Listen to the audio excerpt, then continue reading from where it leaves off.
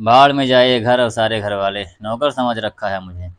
میں نے کریلے چھیلتے ہوئے بھابھی کی چلاتی ہوئی آواز سنی، اس کے بعد وہ پاؤں پٹکتی ہوئی اپنے کمرے میں چلی گئیں۔ میں نے تو صرف یہی کہا تھا کہ میرے لیے کریلے تم پکا دو، گل مہمان ہے کل چلی جائے گی۔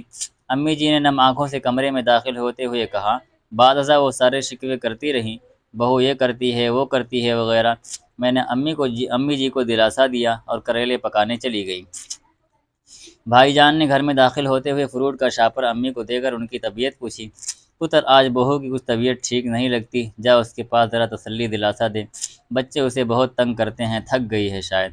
میں بہت حیران ہوئی۔ بھائی کے جانے کے بعد میں نے امی سے پوچھا، آپ نے بھابھی کی شکایت نہیں کی بھائی سے؟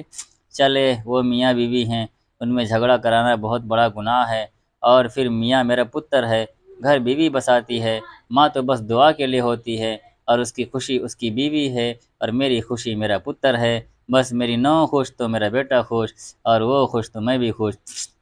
کچھ دیر پہلے تو آپ مجھ سے رو رہی تھی۔ میں نے ترچھی نظروں سے گھورتے ہوئے کہا، اب دل کے پھپھولے بھی نہ پھوڑوں، بیٹیاں پھر کس کام کی۔ اماں نے ویسے ہی مجھے جوابی گھورا اور پھر ہم دونوں ہی ہنس پڑے۔